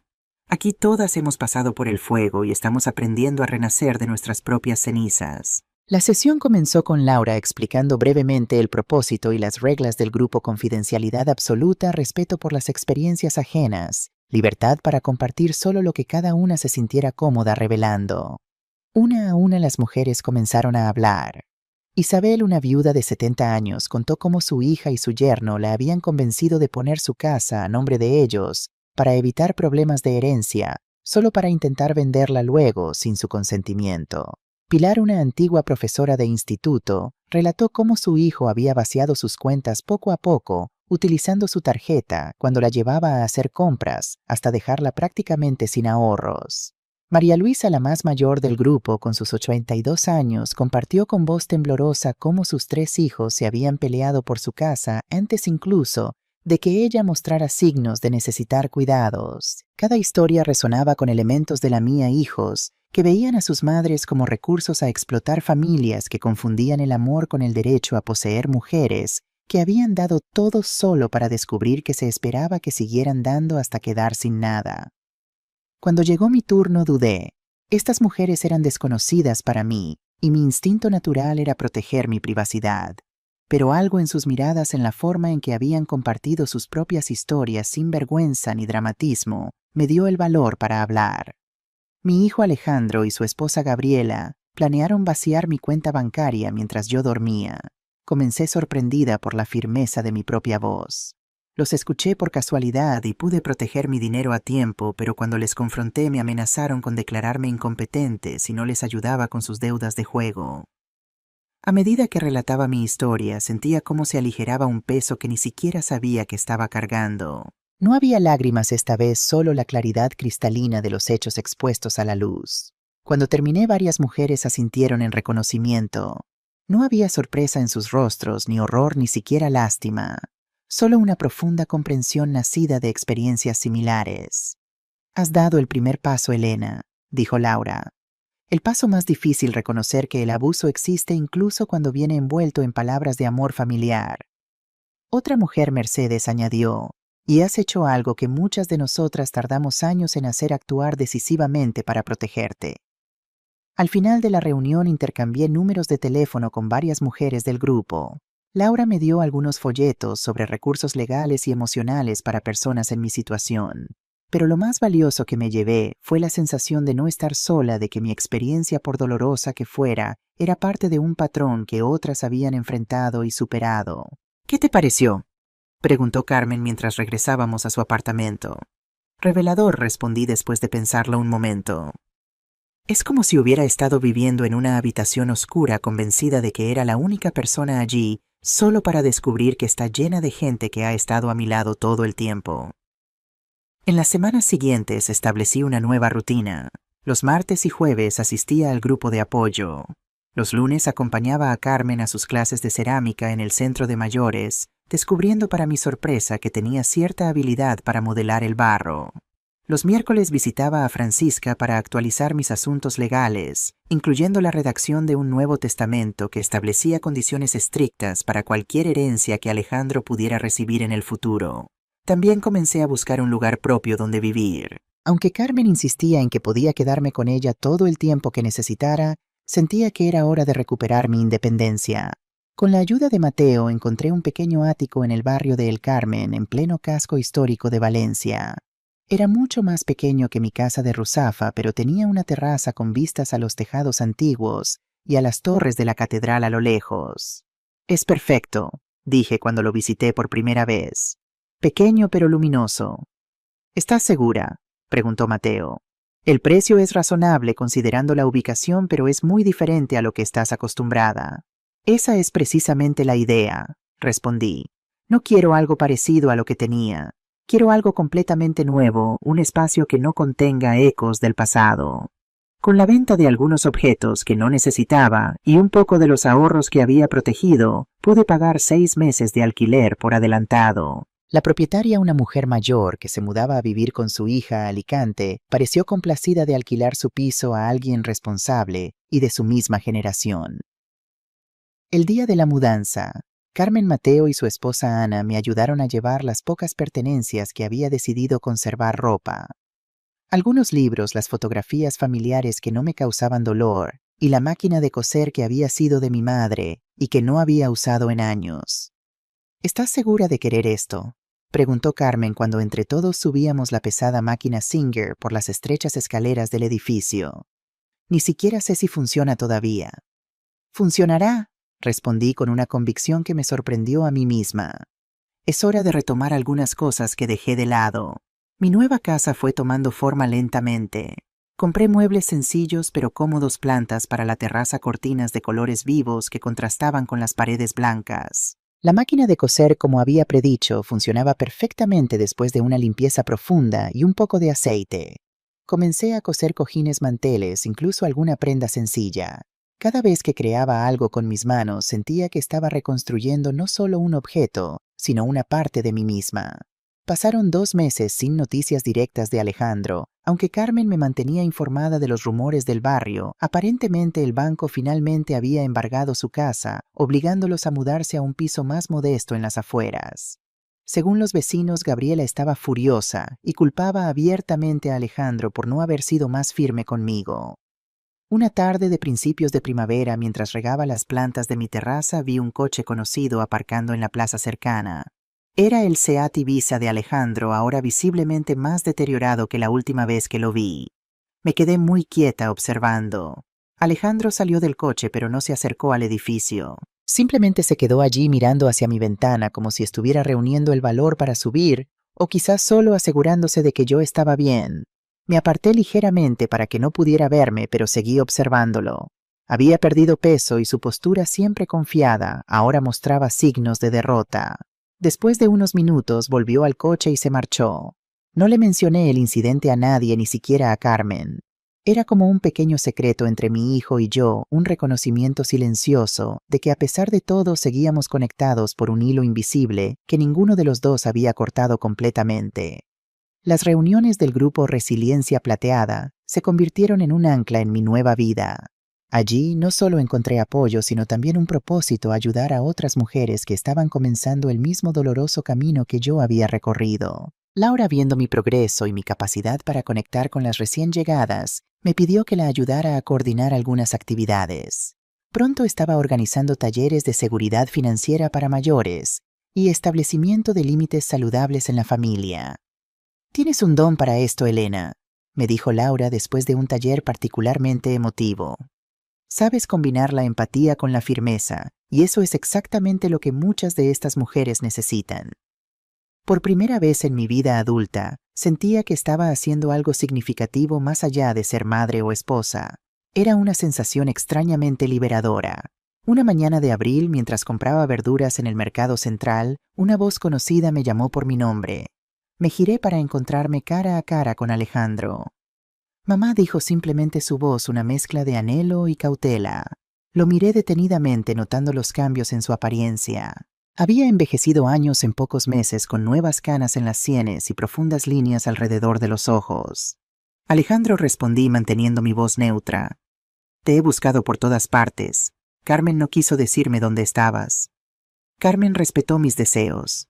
Asintió lentamente, aceptando el reproche implícito. «Te vi el otro día observando mi casa desde la plaza», añadí. Tuvo la decencia de parecer avergonzado. «No sabía si sería bienvenido o si querrías verme. Y ahora te encontré por casualidad y tomé la decisión en un segundo. Quizás no sea el lugar ideal para hablar, pero no quería perder la oportunidad». Miré alrededor. El mercado estaba lleno de gente, compradores y vendedores inmersos en el ruidoso ritual del comercio matutino. «Tienes razón, no es el lugar. Hay un café en la esquina. Podemos hablar allí». El café era un lugar pequeño y acogedor, con pocas mesas y una clientela mayormente local. Pedimos 2 cafés y nos sentamos en un rincón alejado, frente a frente, por primera vez desde aquella terrible confrontación. «¿Cómo estás?», preguntó finalmente, rompiendo el incómodo silencio. «Bien», respondí, sorprendida de que fuera verdad. «De hecho, mejor que bien. He encontrado un nuevo propósito, nuevas amistades, una nueva forma de vivir». «Me alegro», dijo, y parecía sincero. «Te mereces ser feliz, mamá. Siempre lo has merecido». «¿Y tú, cómo estás?», suspiró profundamente antes de responder. «Sobreviviendo. El banco ejecutó la hipoteca. Perdimos la casa. Ahora vivimos en un piso pequeño en Mislata». «Lo sé. Carmen me lo contó». «Claro», sonrió tristemente. «Las noticias viajan rápido en el barrio». «¿Y Gabriela?». Su expresión se endureció. «Nos hemos separado, o más bien ella me ha dejado. Aparentemente no soy el partido atractivo que era cuando teníamos la casa grande y las tarjetas de crédito sin límite». A pesar de todo lo ocurrido, sentí una punzada de compasión por mi hijo. Siempre había sido vulnerable a personas como Gabriela, personas fuertes que lo moldeaban según sus deseos. «Lo siento», dije, y lo decía en serio. «Yo también», respondió mirándome directamente a los ojos por primera vez. Siento todo lo que pasó, mamá. Siento haberte fallado de la manera más terrible posible. No hay excusa, lo sé, pero quiero que sepas que cada día pienso en lo que hice y me avergüenzo profundamente. Sus palabras parecían genuinas, pero yo había aprendido a ser cautelosa. ¿Por qué me dices esto ahora, Alejandro? ¿Qué quieres de mí? Pareció momentáneamente dolido por mi desconfianza, pero luego asintió aceptándola como justa. No quiero nada material si eso es lo que te preocupa. He conseguido un trabajo en una empresa de construcción. No es lo que estudié, pero pagan bien, y estoy reconstruyendo mi vida poco a poco. Me alegro por ti, de verdad. Pero hay algo más, algo que necesitas saber. Hizo una pausa como reuniendo valor. Tengo un hijo, mamá. Un niño de 3 años. Tu nieto. La revelación me dejó sin aliento. Un hijo con Gabriela. No, con una mujer que conocí antes durante un tiempo en que Gabriela y yo nos separamos brevemente. Su nombre es Teresa. Es una buena mujer trabajadora honesta. Todo lo que Gabriela no era. ¿Y por qué no supe nada de esto hasta ahora? Porque Gabriela me hizo elegir. Ella o Teresa y el niño. Y elegí mal como he hecho tantas veces en mi vida. Me quedé en silencio procesando esta nueva información. Un nieto, un pequeño ser que llevaba mi sangre y que yo ni siquiera conocía. ¿Cómo se llama?, pregunté finalmente. Manuel, respondió Alejandro, su voz suavizándose. Le pusimos Manuel como papá. Sentí que las lágrimas amenazaban con brotar, pero las contuve.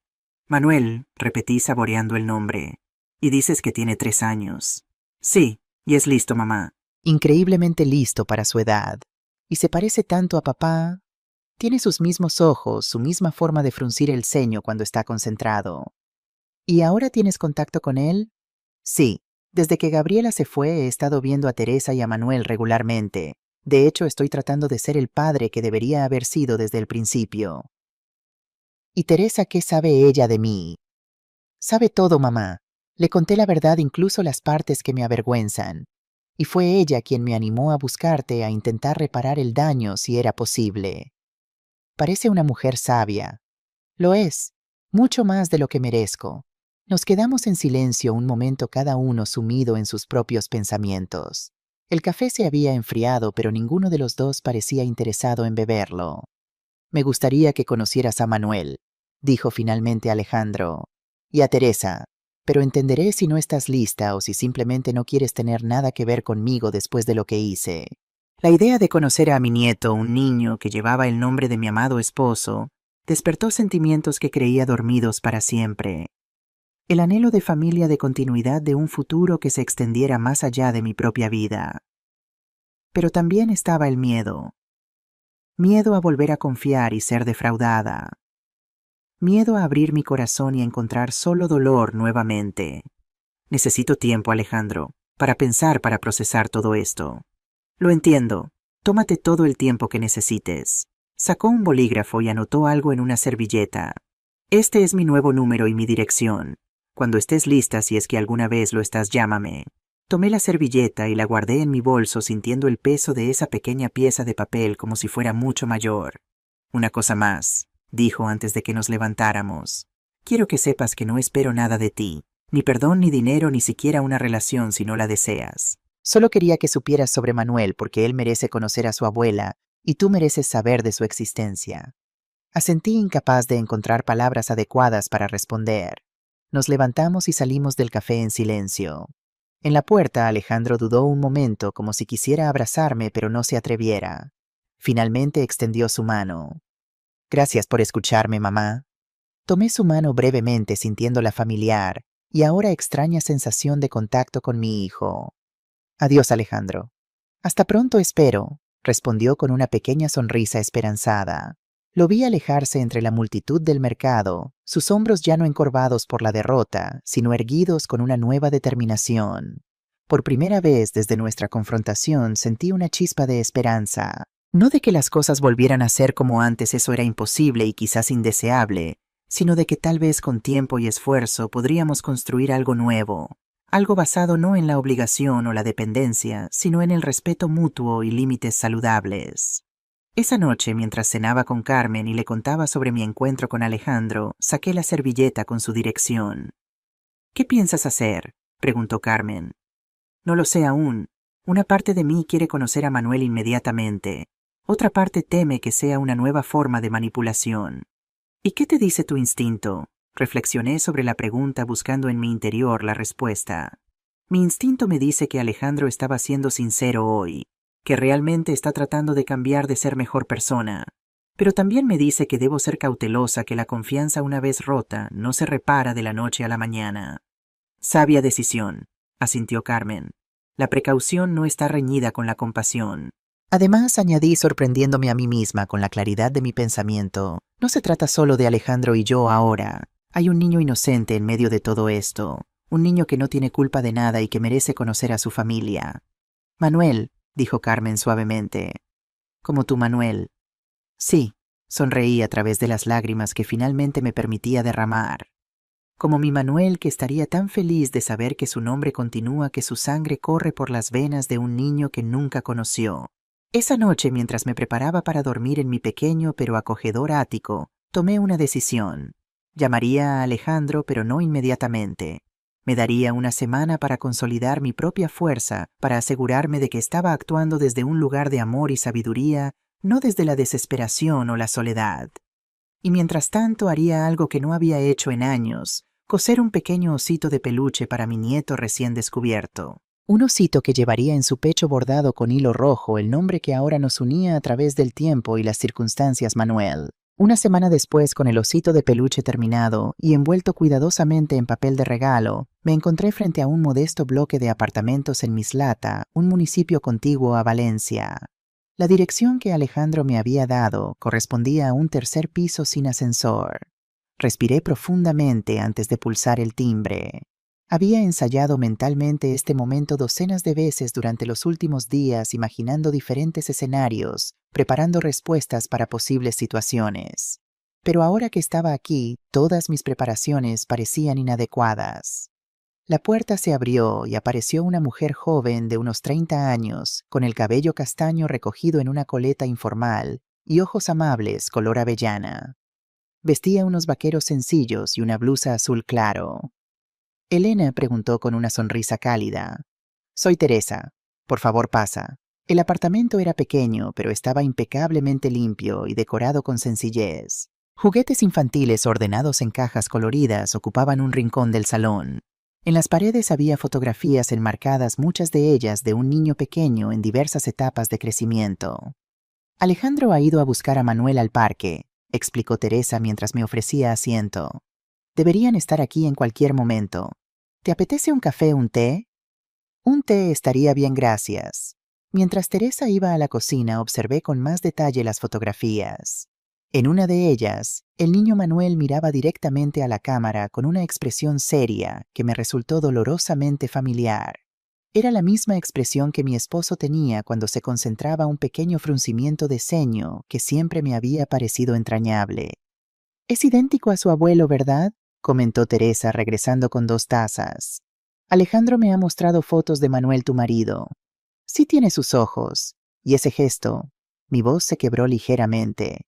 Teresa se sentó frente a mí, sus ojos llenos de comprensión. Antes de que lleguen, quería decirte algo, Elena.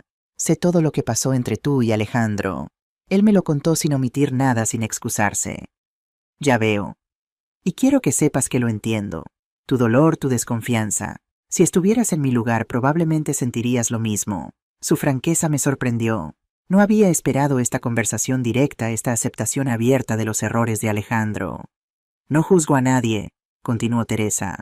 Todos cometemos errores, todos tenemos momentos de debilidad.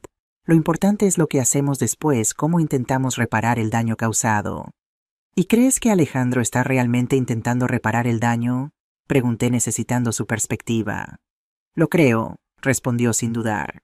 Lo he visto cambiar en estos meses. Ha pasado de ser alguien que huía de sus responsabilidades a alguien que las enfrenta directamente, de alguien que culpaba a otros por sus problemas a alguien que asume sus errores. ¿Y lo de Gabriela? Se fue hace 3 meses cuando quedó claro que no habría más dinero fácil. Fue duro para él, pero creo que fue lo mejor que podía pasarle.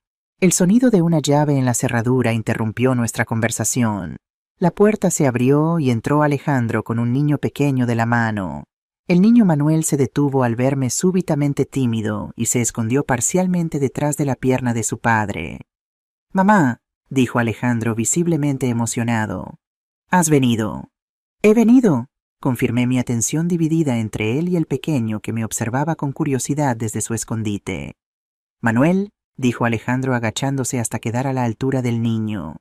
«Esta señora es tu abuela Elena, la mamá de papá. ¿Recuerdas que te hablé de ella?» El niño asintió solemnemente, sus grandes ojos marrones, los ojos de mi Manuel estudiándome con intensidad. «Hola, Manuel», dije suavemente, sintiendo una emoción que amenazaba con desbordarme. «Estoy muy contenta de conocerte». ¿Eres de verdad mi abuela?, preguntó con esa directa curiosidad infantil que no conoce filtros. «Sí lo soy». «¿Y por qué no te había visto antes?». La pregunta inocente pero profunda me dejó momentáneamente sin palabras.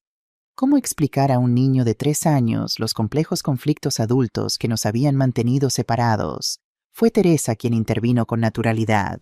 «A veces, Manuel, las personas mayores tienen desacuerdos y necesitan tiempo para solucionarlos. Como cuando tú y tu amigo Lucas os enfadasteis por el camión de bomberos. ¿Recuerdas? Necesitasteis un tiempo separados antes de volver a jugar juntos». Manuel pareció aceptar esta explicación, su rostro relajándose. «¿Me has traído un regalo?», preguntó notando el paquete que había dejado sobre el sofá. «Manuel», lo reprendió suavemente Teresa, «no se piden regalos así». «Está bien», sonreí. «Sí te he traído algo que hice especialmente para ti». Le entregué el paquete, que abrió con esa combinación de entusiasmo desmedido y torpeza adorable típica de los niños pequeños. Cuando finalmente logró desenvolver el osito, sus ojos se iluminaron. «Un oso, y tiene mi nombre. Lo he cosido yo misma», expliqué.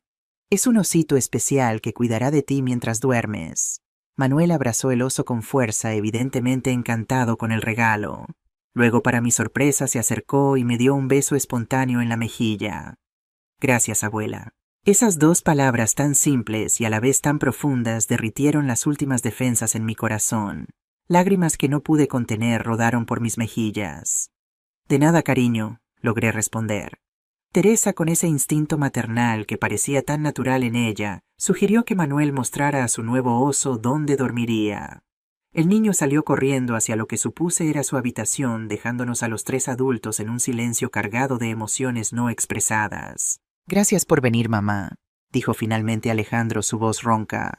«Significa mucho para todos nosotros». Asentí, incapaz de expresar con palabras los complejos sentimientos que me embargaban. Había venido preparada para mantener mi guardia alta, para establecer límites claros y condiciones estrictas. Pero la sonrisa de Manuel, ese rostro que tanto me recordaba al hombre que había amado toda mi vida, había desarmado todas mis defensas. «Es un niño maravilloso», logré decir finalmente. «Lo es», confirmó Alejandro con orgullo evidente. «Y merece conocer a toda su familia, incluyendo a su extraordinaria abuela». La tarde transcurrió de manera sorprendentemente natural. Manuel, superada su timidez inicial, se mostró lleno de energía y curiosidad. Me enseñó sus juguetes favoritos, me contó historias elaboradas sobre sus aventuras imaginarias, me preguntó si sabía hacer galletas, las mejores del mundo, según Alejandro le había dicho. Teresa resultó ser exactamente como la había descrito Alejandro: cálida, sincera, sensata. No intentaba forzar una falsa camaradería, pero tampoco mantenía una distancia artificial. Simplemente estaba allí facilitando nuestra interacción, interviniendo cuando era necesario, retirándose, cuando sentía que Alejandro y yo necesitábamos espacio. Cuando llegó la hora de marcharme, Manuel insistió en que volviera pronto para enseñarme su colección de coches miniatura, que hoy no habíamos tenido tiempo de examinar. Prometí hacerlo sorprendida por lo natural que resultó hacer esa promesa. Alejandro me acompañó hasta la puerta del edificio. El atardecer valenciano teñía las calles de un suave tono dorado.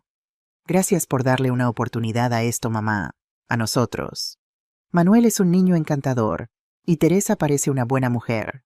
Lo es, mucho mejor de lo que merezco». «No digas eso», respondí, sorprendiéndome a mí misma con mi tono protector. «Todos merecemos segundas oportunidades, Alejandro. Incluso tú, incluso yo. Esto significa que quiero conocer a mi nieto, quiero ser parte de su vida, En cuanto a nosotros, hice una pausa buscando las palabras justas. Necesitaremos tiempo. La confianza una vez rota no se recupera de la noche a la mañana. Lo entiendo perfectamente, y estoy dispuesto a esperar a demostrarte con hechos, no con palabras que he cambiado. Asentí apreciando su madurez tan diferente de la desesperación manipuladora que había mostrado en nuestra última confrontación. Y quiero que sepas algo más, añadió Alejandro. He comenzado a asistir a reuniones de jugadores anónimos. Llevo 2 meses sin apostar. Es un proceso difícil, pero estoy comprometido. Me alegra oírlo, respondí sinceramente. Tu padre estaría orgulloso. ¿De verdad lo crees?, preguntó con una vulnerabilidad que me recordó al niño que una vez fue. Sí, Manuel siempre valoró la honestidad y el esfuerzo por encima de todo. Ver que estás enfrentando tus problemas en lugar de huir de ellos. Sí estaría orgulloso. Nos despedimos sin abrazos, pero con una nueva comprensión mutua, un puente frágil pero real sobre el abismo que se había abierto entre nosotros. Durante las semanas siguientes establecimos una rutina cautelosa. Visitaba a Manuel 2 veces por semana generalmente cuando Teresa estaba en casa. A veces llevaba a Carmen conmigo, quien rápidamente se convirtió en una abuela honoraria para el pequeño. Otras veces Teresa traía a Manuel a mi ático, donde el niño quedaba fascinado por la vista de los tejados antiguos y las palomas que visitaban mi terraza. Mi relación con Alejandro evolucionaba lentamente con cuidado. No hablábamos directamente de dinero ni del pasado, pero poco a poco, a través de pequeñas conversaciones y momentos compartidos, íbamos reconstruyendo algo que, si bien nunca sería igual que antes, podría convertirse en algo nuevo y posiblemente más saludable. Fue durante una de estas visitas, mientras Manuel dormía la siesta y Teresa había salido a hacer compras, cuando Alejandro me entregó un sobre. ¿Qué es esto?, pregunté abriéndolo para encontrar 3 billetes de 50 euros. Es un comienzo, respondió. Sé que te debo mucho más, no solo por los préstamos que nunca devolví, sino por todo lo que has hecho por mí a lo largo de los años. Pero es un inicio. Alejandro, no es necesario. Sí lo es, mamá. Para mí lo es. No puedo cambiar el pasado, pero puedo comenzar a actuar correctamente ahora. Y esto es parte de ello. Guardé el dinero en mi bolso, entendiendo que rechazarlo sería rechazar algo más importante, su intento de responsabilizarse de hacer las cosas bien esta vez. Gracias, dije simplemente. Ese mismo día, mientras preparábamos café en la pequeña cocina, Alejandro mencionó algo que me heló la sangre. Gabriela ha vuelto a aparecer. ¿Qué por qué? Aparentemente su nuevo novio la dejó y ahora está buscando, no sé, tal vez una reconciliación, tal vez solo un lugar donde quedarse temporalmente. ¿Y tú qué piensas hacer? Nada, le he dicho que no hay lugar para ella en mi vida ahora, que he comenzado de nuevo con Teresa, con Manuel, contigo. ¿Y cómo se lo tomó? No bien. Hizo algunas amenazas, mencionó que sabía cosas que podían perjudicarnos. ¿Qué tipo de cosas? No lo sé exactamente. Probablemente nada real, solo intentando asustarme. Pero quería que lo supieras por si acaso intenta contactarte. Gracias por la advertencia. La mención de Gabriela trajo de vuelta viejos temores que creía superados. Esa noche de regreso en mi ático no pude evitar pensar en las posibles complicaciones que su reaparición podría traer. ¿Estaría realmente buscando una reconciliación con Alejandro? ¿O habría algo más, algo relacionado con el dinero que una vez intentaron quitarme? Mis preocupaciones resultaron fundadas 3 días después, cuando regresaba de una reunión del grupo Resiliencia Plateada. Al doblar la esquina hacia mi calle, vi a una figura familiar esperando cerca de la entrada de mi edificio. Gabriela. Consideré dar media vuelta e irme a evitar la confrontación. Pero algo dentro de mí se rebeló ante la idea. Esta era mi casa, mi nueva vida. No permitiría que el miedo me impidiera entrar en ella. Me acerqué con paso firme. Gabriela me vio y se enderezó, adoptando esa postura ligeramente agresiva que recordaba bien. Elena, dijo a modo de saludo, su voz cargada de falsa cordialidad. ¡Qué coincidencia encontrarte aquí! No es ninguna coincidencia, Gabriela. Estás esperando frente a mi casa. Su sonrisa flaqueó momentáneamente. Siempre tan directa. Es una de las cosas que siempre admiré de ti. ¿Qué quieres? Solo hablar, como adultas civilizadas. ¿Podemos entrar? No, Gabriela. Lo que tengas que decir puedes decirlo aquí mismo. Frunció el ceño, claramente contrariada por mi negativa. Bien, iré al grano entonces. Alejandro me ha rechazado. Dice que ha empezado de nuevo, contigo con esa mujer y su hijo bastardo. La crudeza de sus palabras me enfureció, especialmente la referencia despectiva a Manuel, pero mantuve mi compostura. Eso es asunto de Alejandro, no mío. Oh, pero sí es asunto tuyo, porque tú has estado metiéndole ideas en la cabeza. Tú y esa Teresa. Alejandro es un adulto capaz de tomar sus propias decisiones. Gabriela soltó una risa amarga. Alejandro, un adulto capaz, por favor. Ambas sabemos que siempre ha sido débil, manipulable. Primero tú lo controlabas, luego yo, ahora Teresa. Siempre necesita a alguien que piense por él.